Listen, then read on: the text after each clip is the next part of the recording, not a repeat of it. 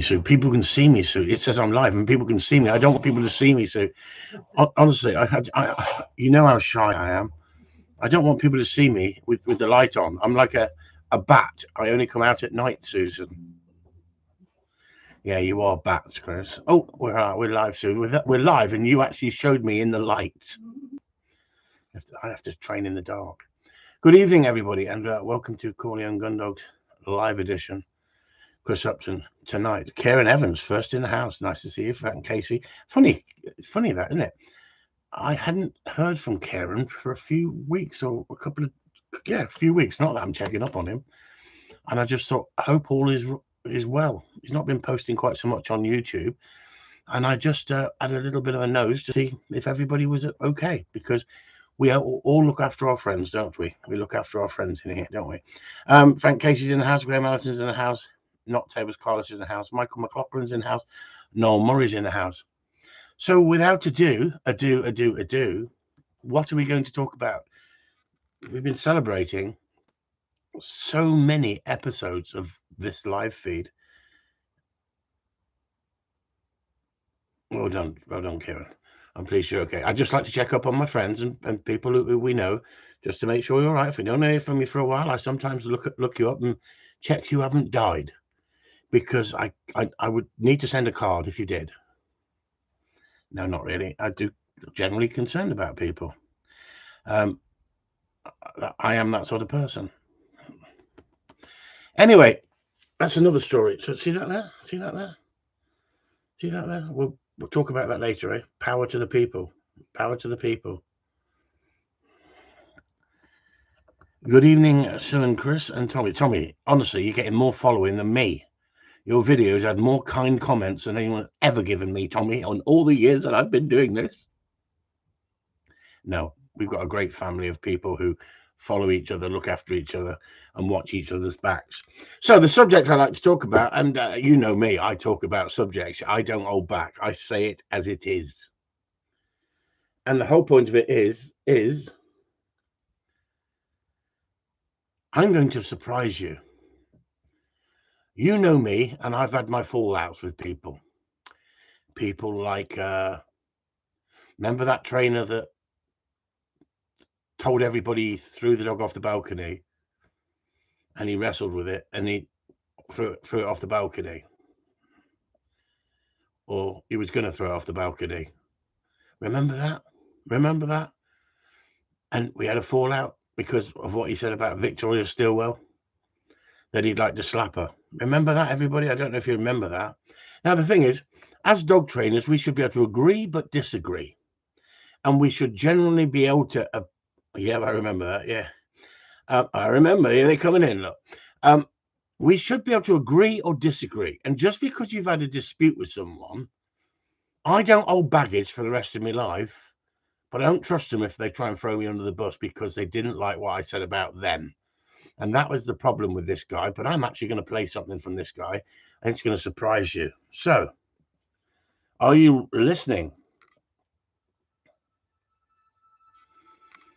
You've never heard. Can you hear it? I wanted to create a course where people could come on it and actually learn the real physical, psychological, emotional, experience-based techniques to train owners how to train their dogs. Hi, my name's Robert Elaine. I run the Canine Instructor Academy. It's a 5-day residential course where students will come and learn practically how to train people and dogs. So did you hear that? It's a 5-day course where you come to learn how to train a dog, and then you gain certification to say that you are classed as a dog trainer. Okay, 5-day course. Do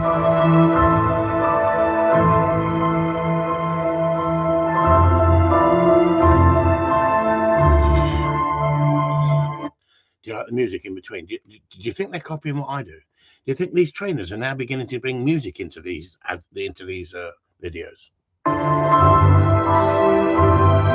But this is just a fill-in, isn't it? It's not actually constructive with what he's talking about. It's just a fill-in so he can get his breath or read off his script.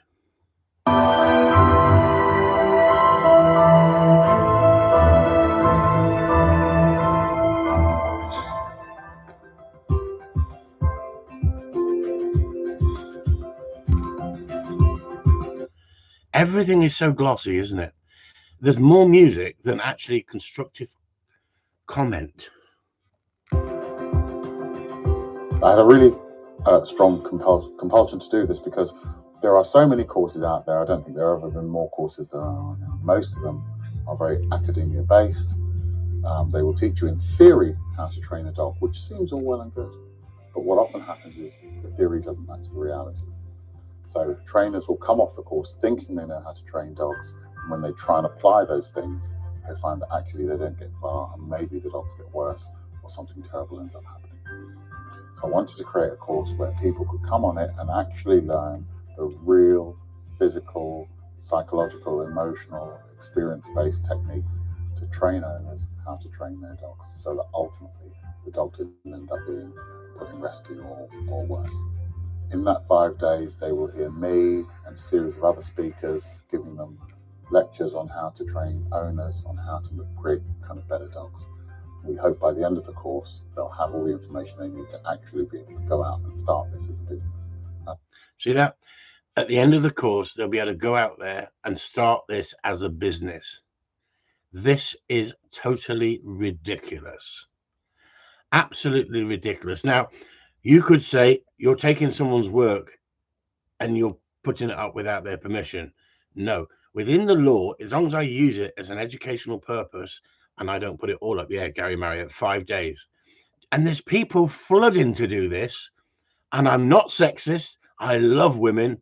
I'd rather, no, I can't keep, I was going to go on to sex then at that point. I thought, no, I would rather, but I'm not anything against women, but unfortunately, I've got to say it the way it is. Most of these people who go on these courses are women, desperate, looking for affection, looking for a purpose in life, looking for Tufty, who they can stroke. Tufty's the dog, right? Money spinner, Steve Bates, exactly. So the reason I've highlighted it is you can go over there and watch it yourself. You know who I'm talking about. He's mentioned his name on here. You could say, thanks very much, Chris, for promoting me. It's really good of you. Yep, Churchill Ferrers. Yes, definitely. So I'm not going to give you all of that video, but you can go over and watch it. But I've got to totally disagree with him. I think that's one of the subjects that we fell out with. But we shouldn't fall out. We should debate, but we can't debate. But I can agree with him on some things and disagree on others.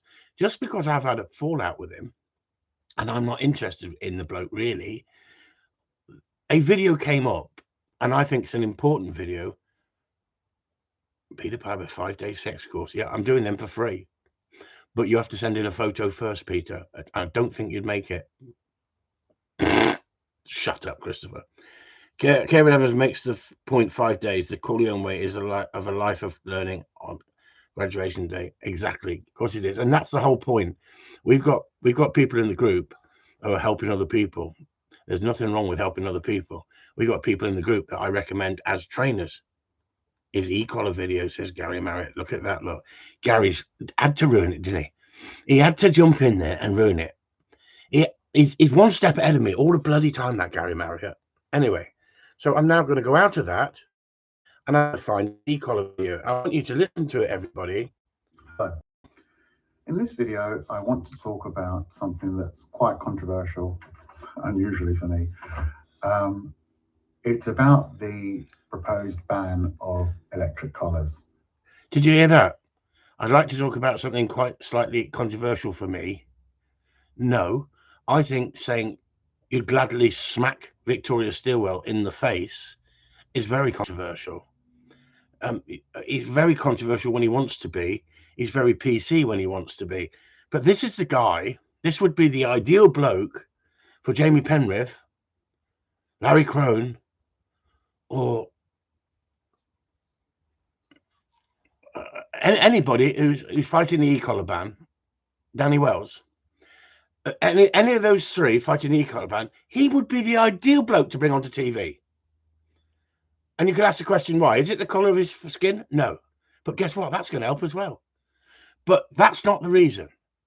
The reason is that he used to be Mr. TV. Every time there was a problem, someone would drag him on to give a reflection of why things have gone wrong in the dog training world and why dogs are attacking people. So he's got that link to the media, hasn't he? Well, he did have, because his comments he made may have knocked him back a little bit as a TV dog trainer. He's an ex-TV dog trainer. But guess what? We could use this in the fight towards the e-collar. And Danny and Jamie, who's never probably fell out with a guy in their life, right? Not like me. I fall out with people all the time because I say what I feel. But I have to live with that, don't I? That's part and parcel of it. But when someone actually starts to talk sense, then I'm quite happy to share that and talk about it as well. So it can't be one-sided. I can't just take the bits I don't like and share them. I also share the bits I do like, because I don't hold the same grudge as other trainers. Other trainers can disagree with me and agree with me. You don't have to agree with everything I say. So let's carry on for a second. This is due to come into effect next February and will ban the use of electric collars in England. I've seen an awful lot of posts on social media celebrating this and saying how fantastic this is, and these cruel and evil things will no longer be able to be used, and this is a wonderful thing. And I saw some idiot put up about how all the dogs are smiling because of this. But I just think we need to stop and think for a moment. Now, let me say right off the bat, I don't use e-collars. I've never used an e-collar. I don't anticipate ever using an e-collar, though I do use spray collars, and I use them in a very similar way to the way that most e-collar users use e-collars. Now you need to listen to this. This is a part of the video that I don't agree with. Up to now, I'd agreed with most of the things he said and thought, Jesus Christ, he's actually talking sense. So why do we use these tools if they're so cruel and awful?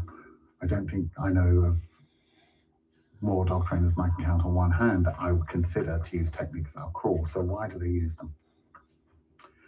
Well, I can't speak for e-collar users, but as I say, spray collars are quite similar. And the reason I use a spray collar is because it's one of the very few tools that I can use on a dog that hopefully the dog will pair with the stimulus and therefore become aversive to that stimulus.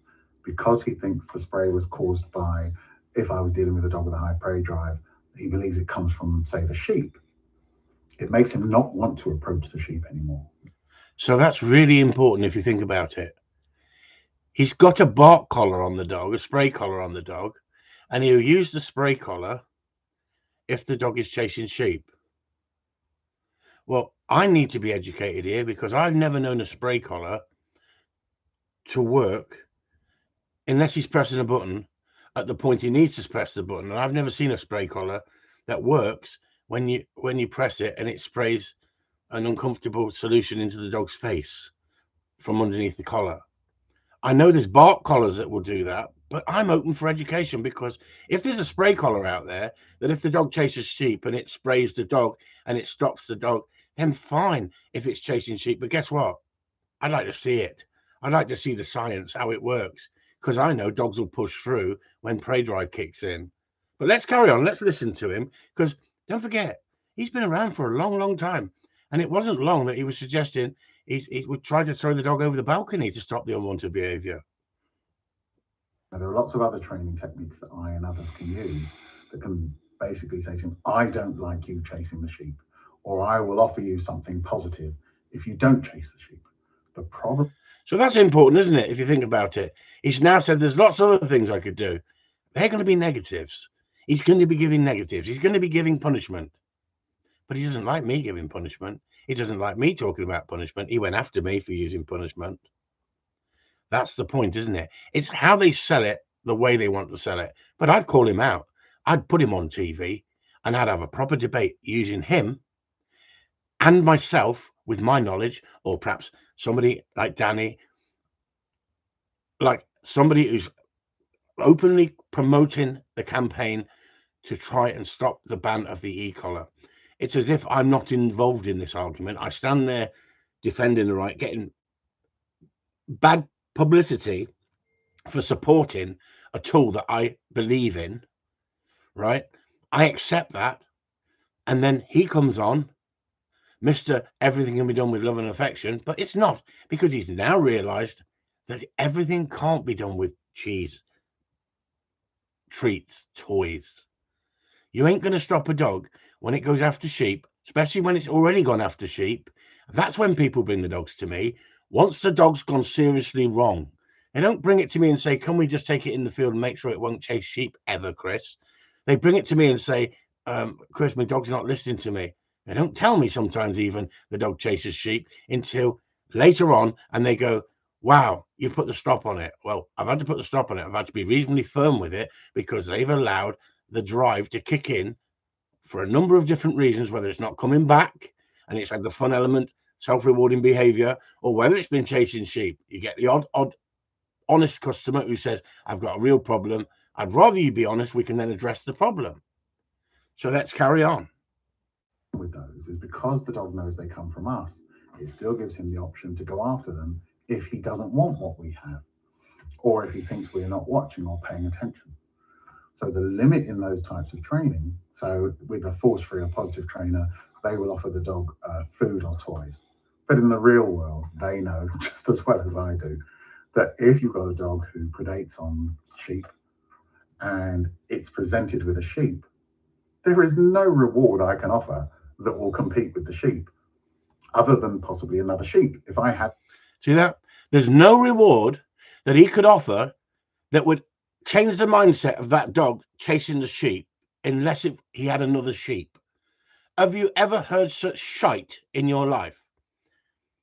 This is, you're right there, guys. And anybody who's just joined in and think, why are they talking about baseball bats?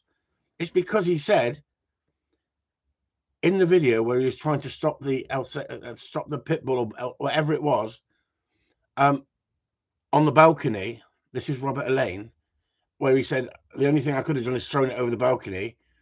He said I had a baseball bat, and he said no, I didn't have a baseball bat. I said I used my catch pole as a baseball bat. Well, there you go. Ban the baseball bat. That's what they're talking about. That's why they're having a laugh. I'm explaining to you that we've dealt with this guy and we've seen the shit he comes out with. But guess what? He is the ideal candidate to wheel out there in his wheelchair and let him spill his garbage, because some of his garbage is actually true. That's the whole point. Now, you could say, oh, you're attacking him, Chris. You could have been nice. And no, I'm being honest. I'm being totally honest. I watched the video. It came up and I watched the video and I thought, he talks a lot of sense in this video. He's actually being honest. So he can be honest when he wants to be, but he can also be very vindictive when he wants to be. Because I've got a conversation between him and me, a private conversation with him for a long, long time, where he says, anybody who tries to discredit me, I go after him in a big way. And I don't care. I play dirty. I'll do whatever I need to do. I will go after him. He's tried to do that with me, didn't he? It didn't work, did it? It backfired. It got him a load of views, didn't it? Like other idiots who've gone after me. But guess what? In the end, they just get left with egg on their face, don't they? But I give him credit for at least addressing what he believes. And we need honesty. We need people to say it the way it is. Unfortunately, I don't believe everything he says. And I wish I could honestly say I do believe everything he says. But what he's saying in here is I can agree with so much. Sheep I could produce from my pocket and say, look, don't run all the way over there. You can have this sheep. I'm sure the dog would take this sheep because it was more convenient. But it wouldn't stop him attacking another one tomorrow if I didn't have one. And I'm certainly not going to get him to choose, a tasty piece of chicken or a tasty bit of fish over the sheep.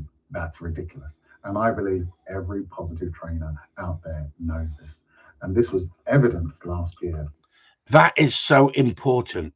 He believes that everybody who uses positive, and there's no such thing as positive only, who uses positive, but we all use positive, but who particularly lie to people and mislead people and say we're only positive. There's no such thing, like I said. He said there's not one out there. And how he's come up with that solution in this video is exactly the way we should go. I can't see it on television where Danny and others are going on there saying, Larry, and going on there and saying, oh, Jamie, going on there and saying, we put up £10,000 to someone who could show us stopping a dog chasing sheep, a sheep chaser, a dog that's actually gone after sheep and changing the mindset with positive only. There's none out there, is there? It's all about the sheep, Robert. Yeah, exactly. When three balanced trainers, for want of a better term, Jamie Penrith, Danny Wells, and Larry Crone, set up a fund and challenged all of the positive-only force-free dog trainers and said, here is £50,000, which we will give to any one of you who can come forward and demonstrate your technique working to stop a dog who will kill prey animals. And they were going to film it and show it on social media. And they would have to go, okay, you've proved your point. So that is so important, isn't it? Even though I don't like the bloke anymore, I used to think the bloke was interesting, and I was always interested in other people's opinions. But in that case there, that is the great point to run with, isn't it? Show the fact that you put that offer up, that challenge, and no one took it. Get the press to run with that. But they haven't, have they? They've gone down the route that, it's dogs are going to get put down because of that. They've not even talked about how we use the collar in many other ways to teach behaviors. When I say teach them, we don't teach the behavior with the e-collar, but we overlay it and strengthen it. So we're teaching a behavior, we're strengthening a behavior with the e-collar. So we can use it as a positive, but we can also use it as a negative. So you can use food as a positive, but you can also use it as a negative. You can withdraw the food, can't you? Or you can give the food. So you're giving a treat, a reward, the same as when we play the gameplay. We can take away the gameplay and the dog will want to work for that. But that's a negative. We take away the gameplay. When we talk about discipline, it doesn't mean that we all go out and beat dogs, do we? This is a problem. But he's hit the nail on the head here, and I'm willing to share it and talk about the subject because I think it's a subject that needs talking about, because in that point, I agree with him with what he's saying. But I don't agree with him that anybody can become a trainer within 5 minutes on one of his courses. But it's horses for courses. It's what they're flogging, isn't it? Here we go. See now that you can do it.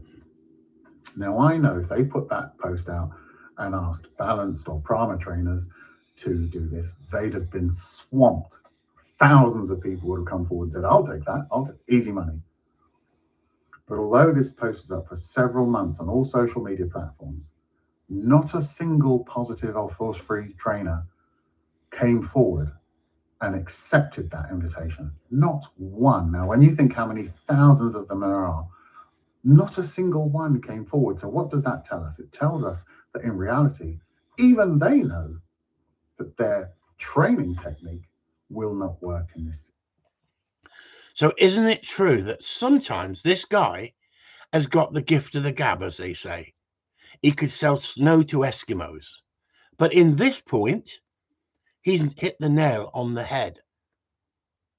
It's that moment, that eureka moment, where Danny, Jamie, or Larry should be running with it and interviewing him, because he came from the positive only movement, thought that everything can be trained with love and affection. Then he realized it couldn't. Then he got into Dog Borstal and he did that program on Dog Borstal. It was very popular. A lot of people slagged it off, and there was 3 different trainers on there. And I watched all of it. I've been watching it for years and years and years. Like Karen says, I've used the e-collar today, being totally honest, and every tap I gave the dog, not a single occasion would you be able to spot it exactly. So if you're saying you can wear one of those spray collars and you can stop sheep with a spray collar, then we don't need the e-collar, do we? But I can tell you, and I've said this before, and I've shared other people saying this, that if you use the vibrate on a collar, it can send more of a negative message to the dog than using the stim. And they say that each dog's pain threshold is 10 times higher than a human. I guarantee if we lived in the caveman era and Robert Elaine did what he did to me about my videos and rubbish my business, and I had a big club, I could go around his house years ago and club him, and he could club me, and I guarantee I'd carry on clubbing him because my pain level would be higher than his. Or would it be my fear level would be higher because I don't want the pain? How can you measure pain? That's the whole point. The whole point of the argument is, how do you measure pain? We know the dog's pain threshold is higher than most humans. Why? Because if you cut your belly open, would you carry on hunting? Or would you be lying on the floor screaming, get me help? Or would you be putting your guts back in and trying to get yourself to hospital? Some people have chewed their arm off or cut their arm off to save their lives. Other people have died being stuck. We're all different. All dogs are different. But I can guarantee this scientifically, dogs in general are harder than humans. And I can tell you some humans can take far more pain than others, and dogs are exactly the same. So when I listen to other trainers that I promote, and I've listened to this and read this today, I'm not going to mention their name.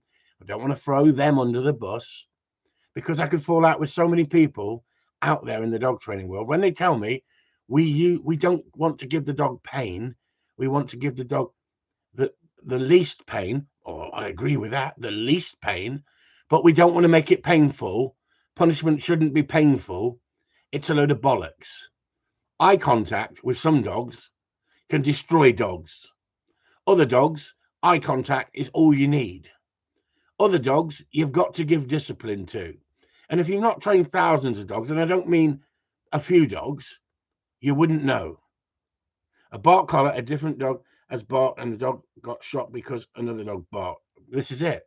And they leave these collars on, the dogs in the house, and if they malfunction because you bought a cheap one from Hong Kong by Ping Pong Ping Pong,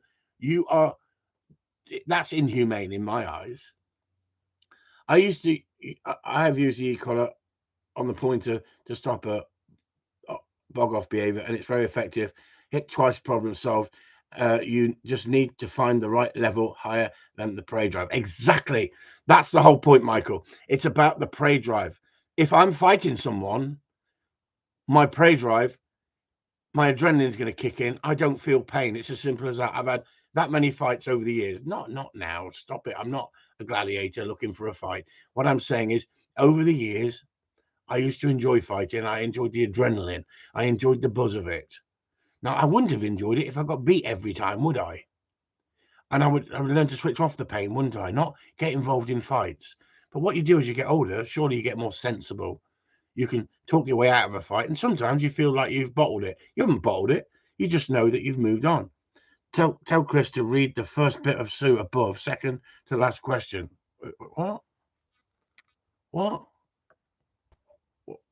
Sue? What? Tell Sue to read. The first bit, Sue, above. What? Second to last question. She's trying to break up my concentration. A bark collar, a different dog has barked and the dog got shot because another dog barked. Say again. Hang on. Does anyone know when e-collars get banned, does the bark collar get banned? Curious, as bark collars are still a shock. We just don't administer that shock. And I've seen dogs wearing a bark collar, a different dog has barked and the dog got shot because another dog barked. Yeah, exactly. The other dog got shocked. I thought Sue said shot, but yeah, shocked. Yeah, I've seen it. That's why I think they're crazy, because one dog barks, it picks it up and gives it to the dog because it's flawed. But it's the same as the containment fences, isn't it? That's fine. You put containment fence, full electricity running through the dog for going over that because the dog's made the choice. The dog makes a choice with me because I teach the behavior first. And if you run off, there's going to be a consequence. And this is where we've tried to educate people and say, look, I'm putting up older people in the group who found the e-collar a godsend. I've put up people with deaf dogs in the group and who's got deaf dogs and realized. I've got people with like Wiz, for instance, and I've explained that. Wiz is now deaf. He can't hear me if I shout at him. He can't hear me if I whistle to him. He just goes on movement, on visual. But if he's out in the field and he's not seeing me and he's on something and I need to stop him or get him back, I use the e-collar, not in a nasty way. I use it in a tap. I want you to come back, because he doesn't need it on a high level. Some do, some don't. Wiz would be more of a wimp when it comes to, if you looked at the macho side of the dog. Is he high drive? He's a good hunter, but does he want to push boundaries? No, he doesn't. Some kids do. Some parents have to step up and show discipline. But in today's society, you're not allowed to show discipline. And then when your kid is out of control, your teacher blames the parents. Hang on, we're not allowed to discipline. Teacher's not allowed to discipline. But the police are allowed to discipline. The police can shoot your dog. The police can taser you. The police can lock you up. But guess what? Isn't it funny? Going back to Robert, shall we? See that? See what happens? You get dragged into another direction. Situation. So not one of them was prepared to put themselves forward. And if they believed it would work, even if it wouldn't work, but they believed it would, surely one of them would have come forward. But I think it's really telling that none of them did. None of those ones you see on social media, none of the ones you see on TV, making TV shows, not one of them. So this tells me that clearly even they know that their type of training will not fix those dogs. Because in the reality, it's not training at all. It's just feeding a dog. And everybody knows how to do that already. People have tried that for millennia. And it'll work very well with some things. Certainly for teaching new behaviors, great. Positive reinforcement only training, brilliant for that. But for stopping a dog doing something that he really wants to do, that's just not going to cut it. So my concern is now, bearing in mind that all of the force-free or positive-only trainers know that this doesn't work, and yet have called to have a ban on one of the few things that does, what happens in the aftermath? Now, I've seen lots of posts, and I've put up a post myself about why I think this ban is a bad idea. And people have said on there, well, it's just lazy training. People who use these tools are just lazy trainers. What they need to do is just step up and train the dog, and maybe put the dog on a long line until it's trained. And I get the theory of that again. But in reality, not even one of them could offer up a training technique when challenged with it that would actually work. So we can talk romantically about we'll just train the dog. But whenever somebody made that comment on my post, I asked them, well, what does that look like? So you say we're going to train the dog. Talk me through how that's going to work. And not a single woman could talk it through. I had one person on there who said, I train racing greyhounds, and there's few dogs with higher prey drives than that. And all of my... See what he just said? Is he a sexist? He said not one single woman. So he's got a lot of women on that group telling him that everything can be trained with love and affection. And he's having a debate with these women. And this is the problem, isn't it? And I'm not sexist myself. I love women. Honestly, I've had love bites from women, but never from a man. See how I try to keep that clean. But what I'm saying is, if you act on the internet in a certain manner, you're going to pull in more women followers than men. I've got probably 80% men. Can we say that these days? He's or she's. But I've looked at these stats. 80% of people who follow me are men. But we've got some brilliant women trainers who follow us, still use discipline at the right time, still stand up and defend that right to use discipline at the right time. And I'm going to go back through some of these questions because the things you're typing tonight makes me so proud, because we're not talking shit like we normally do. And I don't mind talking shit and having a laugh. It's banter. It's about the family, innit? Keeping us together, a little bit of banter, a bit of humor. But it's great to have a serious debate, isn't it, as well? A serious debate. And I do enjoy serious debate. I've had one idiot who's a person, and I don't know if any of you are watching me on Facebook, some of you have come in and give comments. It's just a clusterfuck, isn't it? It's typical arsewipe material, isn't it? It's not even worth debating, really. But I would love to have a serious debate with Robert Elaine about dog training. Sue just went, ugh. But guess what? I wouldn't be bothered no more, because I've seen his honesty and his integrity and some of the stuff he comes up with. But I have every right to critique any video that he ever puts up. But he's critiqued many a video I've put up. So, as they say, horses for courses, isn't it? What's good for the goose is good for the gander. But I'm actually promoting him on this, aren't I? Agreeing with what he's saying. So, I don't know. I'm not going to put any more of that up. I could play it through because it's quite interesting. You're going to have to go over to his site. Now, am I promoting him? Well, I am. because I've actually shared the video with the group, and I haven't given my opinion other than sometimes I can agree to disagree with certain people. And I think that's really important. So when I watch a trainer that is very, very popular and they're saying that we don't give punishment to hurt dogs, well, I don't go out of my way to hurt the dog, but I can tell you that the e-collar, when you need to step it up and enforce it, you can't be holding emotional baggage. If you want to stop an unwanted behavior and the dog has pushed the boundaries, not particularly with the trainer who's got the dog, who's sorting the dog out, but with the previous trainer and got away with it, and it's self-rewarding, I guarantee, without any bullshit, you're going to have to be firmer on that dog than you would with a dog that's not been in that situation. But guess what? How do you know how firm to be with the dog if you don't know the dog's pain threshold? Any questions you'd like to read out, Chris? Michael McCarthy's got one. It says, question, are there some breeds that are more likely to need e-collar than others? My limited experience is Springers no, but Pointer yes. Well, let's just take that question, Michael. It's a great question. I agree. What are you going to do with your Springer? What are you going to do with your Pointers? How many people use e-collars on Pointers? They haven't said breed specific, have they? They haven't said, well, hang on, Pointers are going to want to range and open up and chase stuff. It's genetically in them more. Well, you could say that about an Alsatian, couldn't you? A Mallee.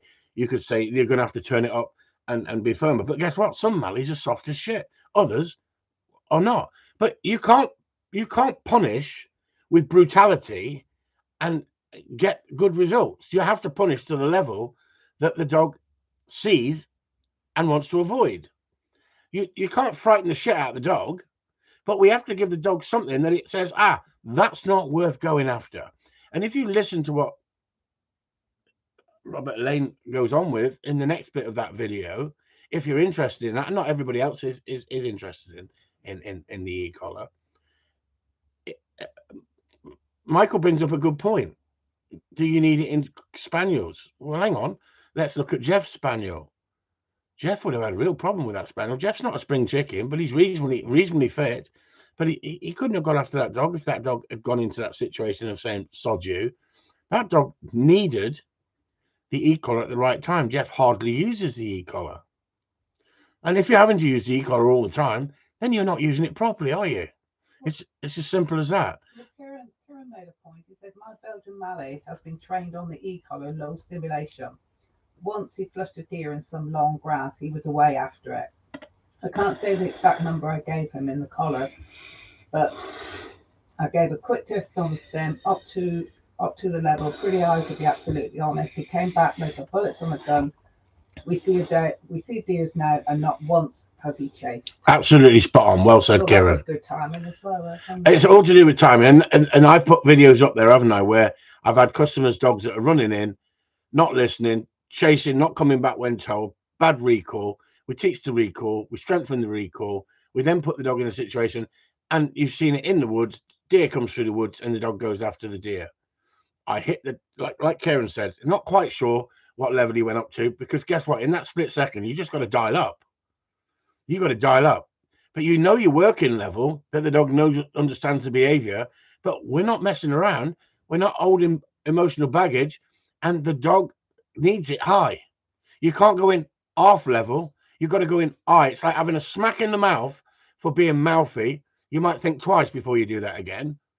It's the old law of survival, isn't it? If you live in a rough area where everybody communicates with punching each other if they're not happy, you learn not to mouth off, don't you? It's as simple as that. Or you become hardened. It's as simple as that. You become hardened. And that's exactly the same as dog training. If you're going in too soft with a punisher and it's not really making any effect on the dog, all you're doing is harden it up. That's all you're doing. So I don't care how many people you follow or how many people you think this is a messiah in dog training. I read so much shit out there. And who am I? Who am I? Am I the one who's got that magic golden fleece that everybody else follow me and don't follow anybody else out there? No. We've already had that this week, haven't we, in the group? We've had a brilliant conversation, an honest conversation in the group with Adam, going off to another trainer, giving his opinion, then reflecting on it, sitting down, asking me questions, talking to me.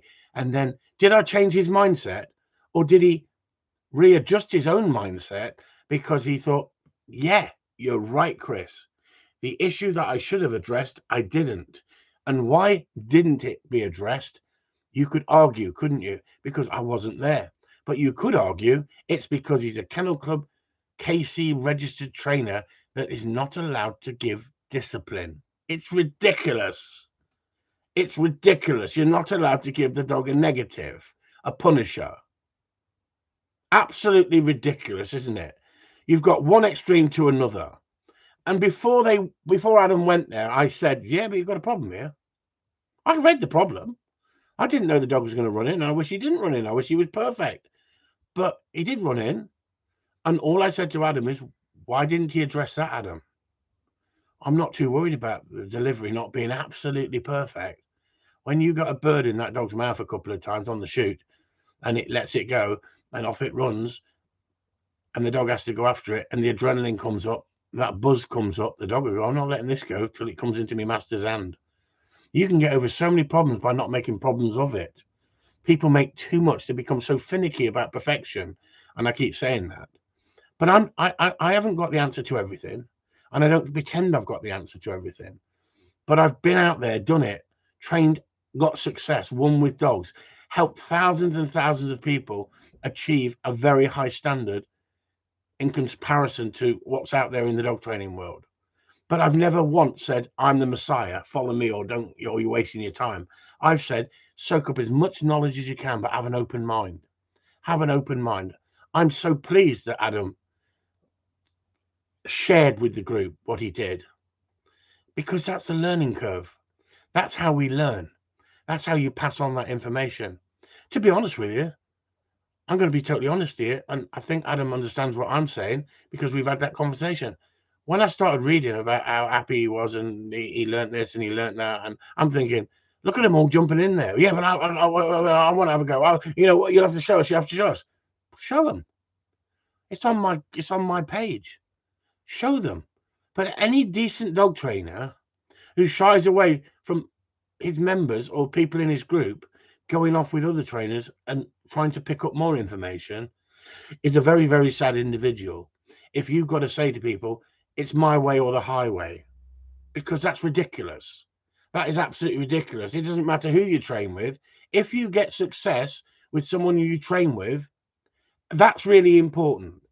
But I had to be careful how I handled that situation, because if I'd started going into a debate like me and Adam had in private, and it went on for a while, if I'd done that in our group, other people in the group might have thought sour grapes from Chris because Adam went to that bloke. No way at all. No sour grapes at all. No sour grapes at all. There's many people out there who have not been training for more than sort of a few years, and they're helping people in our group, and I'm over the moon about it. But I don't think that I'm promoting people who've been in for a 6-hour course and said, right, you're professional trainers now. As long as you keep paying me money, I'll keep getting you business. I'll promote people when they're ready to be promoted. We've actually got some people who are training to a level that I would be quite happy to promote now I've seen some of their videos and what they're achieving. But they haven't put up many videos, and until they start showing an interest in the group and sharing their work and showing their experience, then I'm only promoting the people who are doing that, because that's how the group works. It works on the grounds that those people are helping other people in the group. And then if they get promoted by me when they're ready, that's the endorsement you want. You're not getting it because you've turned up with a bag of chips for Fat Boy. Can I say that, Sue? Well, you just said it. I just said it, so there you go. Here we say, Christopher Green, have been following for a while, have joined the Patreon. Agree 100% with the methods and values promoted by everyone. Thank you very much, Chris Green. Yeah, I did see you join. Thanks very much. Steve Pace, we all know your honesty and integrity, Chris. That's why we stick with you and back you. Thank you very much.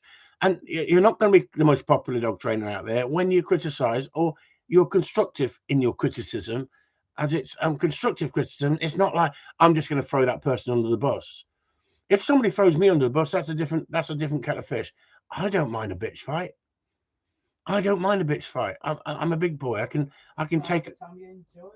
Sue said I enjoy them, but guess what? I haven't got enough time in the day to bitch fight all the time with idiots.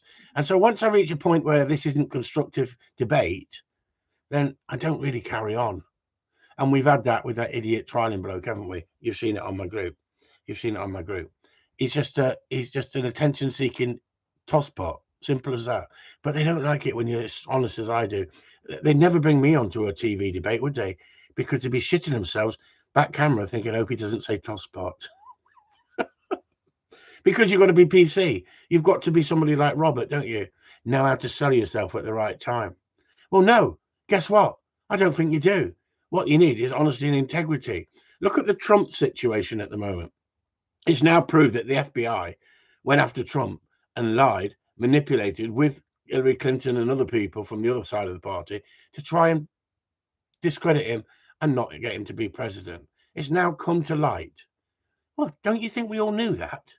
Don't you think so many of us knew that they've put allegations against him about the Russians helping him? What about the Biden son's laptop? Do you not think they haven't found it? Isn't it funny how Hillary Clinton deleted all her emails? It's just politics, isn't it? There's politics out there in the dog training world, and there's politics out there in every other aspect of life, isn't there? But what you've got to do is you've got to find somebody who you can trust. And we all mess up on the odd occasion. But the people who know what they're doing don't mess up half as much as the people who don't know what they're doing, or people who follow every trainer out there blindly. And I promote people that I agree with, but I also promote people who talk sense. And I don't mind promoting people who I disagree with, as long as they're honest and they have integrity. And I used to think that Robert Elaine had integrity. But the problem is, the more somebody talks to you, whether it's on a platform of your Facebook page and they start typing, and you could say, well, hang on, give them a benefit of doubt. They might not be very articulate. I'm dyslexic. But sometimes you can read right through it and think, you haven't got a clue what you're talking about. So if you speak to them one-to-one and they still don't have a clue what they're talking about, and they're going off in different tangents, and you're thinking, that's not right, then you start seeing the true person. So it's good to debate. That's what debate is about. It's good to have science, but science can be challenged. It can be tested. And haven't Larry, Jamie, and haven't they literally, by offering that reward, the prize, for anybody who can prove that they can stop that behavior with positives, haven't they challenged the science? They said, bring it on. And it's not worked. Pets versus working dogs. Policy needs to identify the difference. I was so pleased when the person I bought the spaniel from asked me if how he would be brought up. Yeah, lovely, Chris. And the other thing as well, Chris, is pets versus working dogs. This is the argument we're having at the moment on my Facebook page with a trial Labrador man who's been around for a while, been successful, like myself, but I've been successful with spaniels. He's been successful with Labradors. And he's saying anybody who's an e-collar is barbaric. They shouldn't be training. They should be banned. No problem. He's entitled to his opinion. And then he starts saying that all dogs should be trained the same as children. And then he comes out with a shit comment that you wouldn't, this is the one this week, you wouldn't put an e-collar on a child. So why would you put it on a dog? And I said, I haven't seen many children chasing livestock around the field, let alone biting into it and wanting to eat it, right?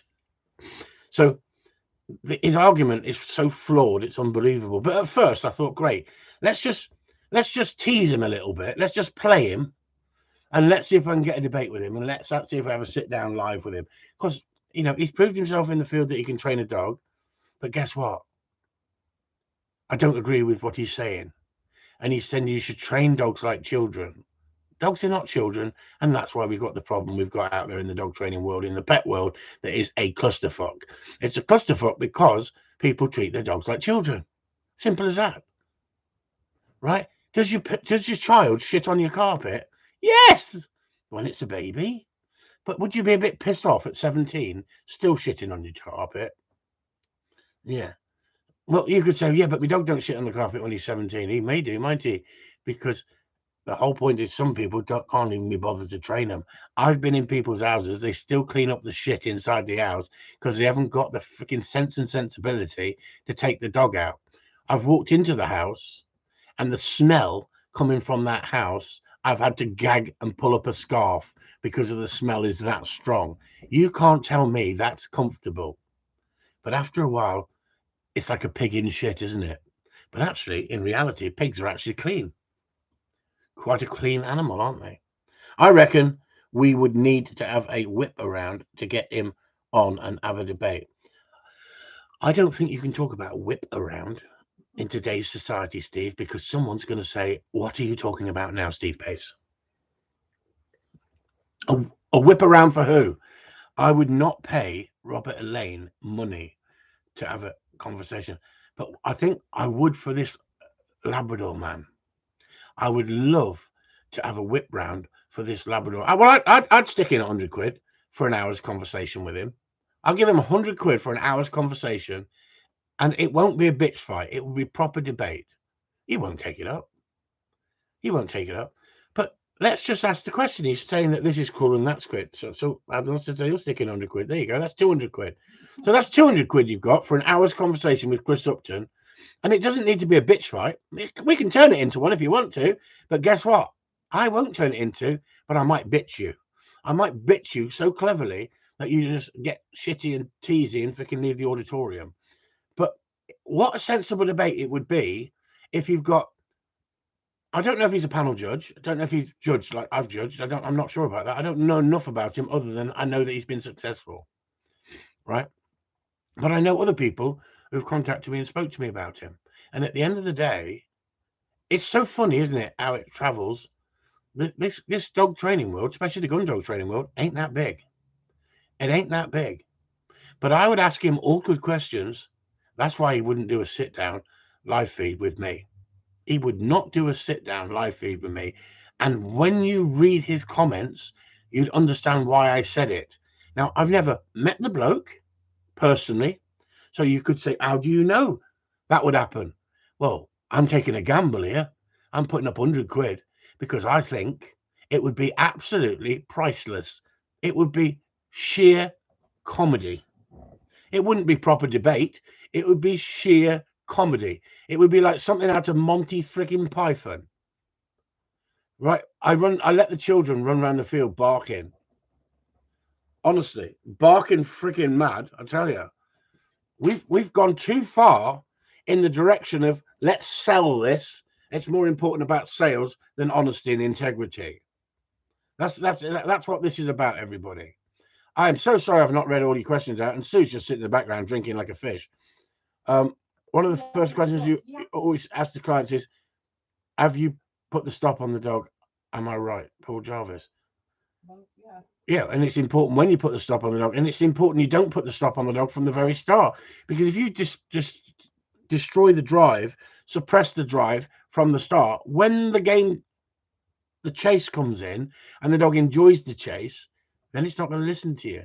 We build the drive, we build the desire, then we put the control in, and then when you take them on the birds, they listen to you. And that's why it's so important. That's why it's so important, because I'm more interested in fixing the real issue you've got, and other issues will fall into place. And how many times have I said that? So Gary Marriott said he'd bung in 100 quid. So that guy, and I'll chuck in a tenner because he's from Wigan, says Karen. Yeah, so that's 300. That's £310, isn't it, for an hour's conversation with Chris Upton? Well, Karen said the issue is people see the e-collar as a quick fix without educating themselves on its proper use. And if they do their research, there's that much shit on the internet. They watch the first 2 videos on YouTube and think they're an expert. This is half the problem. Yeah, but hang on. I'm talking about a guy who's been trialing. He's been out in the field with other people training. He'll know what they do with flat caps and why the flat cap was frowned upon. And you were told at one point you couldn't wear a cap, you couldn't wear a hat to a trial because people were punishing the dogs with a hat. So it's exactly the same as our tennis racket. When we bring the tennis racket out, the dog goes, yes, tennis, because it's visual, isn't it? We're playing tennis. No, he doesn't. He just sees tennis racket, gameplay. He doesn't know it's called tennis. He hasn't got the ability to understand it's called tennis. He could have trained him. It's called badminton. As soon as you take that racket out, he sees that visually and goes, gameplay. Love this, because we create drive with it, don't we? So if you're smashing the dog across the head for coming off a straight line because you want it to be a competition dog and you do not want it coming off a straight line, where that straight line might not really be that important to you if you're only going to work it in the field and have it as a really good companion working dog, the competition people will get knocked if that dog comes off a straight line and starts thinking for itself. So as soon as that dog comes off the line, they will hit the dog with the flat cap. Well, women, they now wear baseball caps. So they'll do the same because you can't pick the dog up and drag it back and give it unwanted behavior. So they'll smack the dog across the head.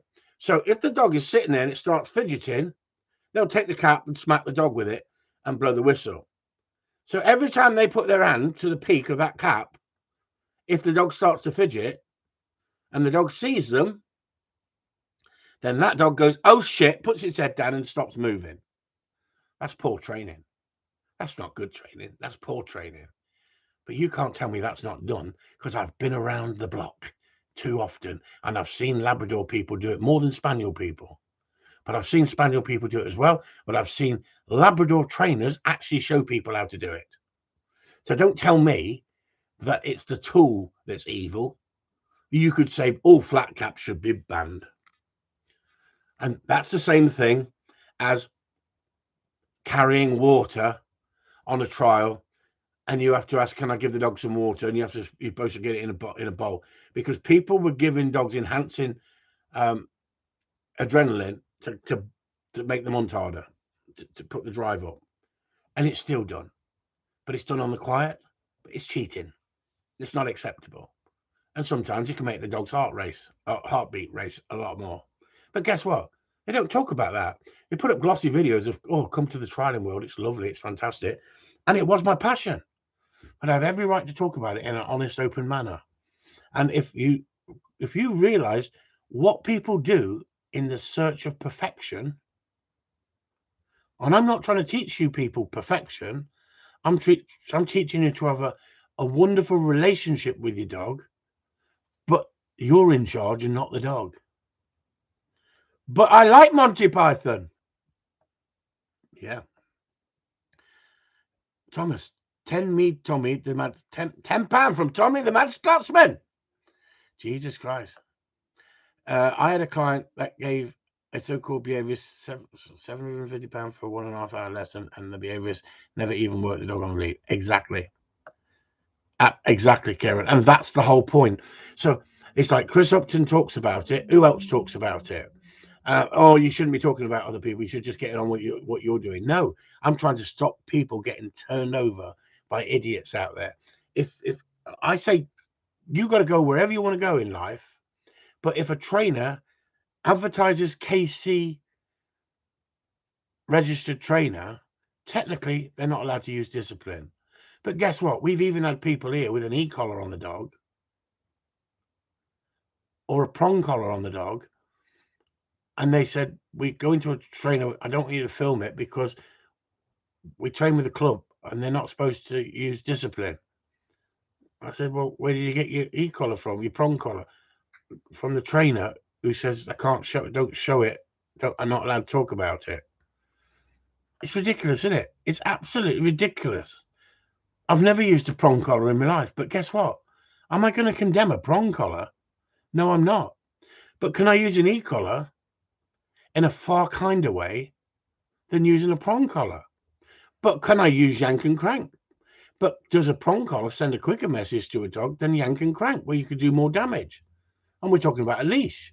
It's knowing when to apply pressure, how to apply pressure, and punishment. And if you don't know how to apply punishment and when to apply punishment and what level, and you just follow someone on the internet who is abusive with it, then you're following somebody who's abusive. That makes you abusive. If you're following someone with an open mind who shows you and explains to you, you need to find a trainer who can assess your dog and assess the prey drive in the dog when the prey drive kicks in. Anybody can look at a dog out of prey drive and go, it's a pussycat. Well, Michael McLaughlin said, I have used the e-collar on the pointer to stop her bog off behaviour, and it's very effective. Hit twice, problem solved. You just need to find the level higher than the prey drive. Exactly. I read that earlier, so I read it out. Yeah. Michael was dead right. And that's the whole point. So on that note, I'm sorry that we've not acted like freaking idiots tonight. I mean, honestly, I think someone said in here they like Monty Python. So do I. I think that you've got to have a sense of humor. I think it makes the world go round. But I try and use humor to diffuse things sometimes. But I use satire to expose people. I thoroughly enjoy it, to be honest with you. But I haven't got time to do it all the time. Anyway, good news is I'm back from hospital. I went under the surgeon and he shoved this thing up me. Well, into me wrist and up through there and round there, up to me heart. It was a camera. Why didn't he just say swallow that and we'll follow it? And then I realized, well, that would just go into my stomach. And it would be like looking into abyss, wouldn't it? Well, what they actually need to do is follow that line all the way up to my heart and have a look at my ticker and see if I needed stents put in. And this was 2 days ago. Technology is unbelievable, isn't it? Unbelievable. Tim Weston says, what a first-class chat tonight, Chris and crew. Thank you so much, Tim. I agree. I love it when we debate about dogs and we are sensible and we have a good discussion. But I also enjoy a bit of banter with everybody. But like I said, I've not been overly worrying in a big way, but it's been on my mind for the last few months about, am I going to need stents put in? Have I got a ticky heart? It turns out that I got sleep deprivation. That's because of you lot giving me a freaking headache every night. I go to bed sometimes thinking about you lot. Dirty bastard. Chris Upton, dirty bastard. Anyway, you lot, get on. See you all later. Have a good time. Never mind the bollocks. Show us your dog. And I'm sorry I haven't read out all your questions, but we've tried to do as many as we can. Hope you've enjoyed tonight. Thank you so much, Robert Elaine, for putting up those videos and speaking shit some of the time. And some of the time, I've got to agree with what you were saying. And that's what we should be as dog trainers. We should be able to agree to disagree without being overly nasty with each other. Cheers, everyone. Catch you all later. Take it easy. Nice having you on here. Thanks for following us. Bye-bye.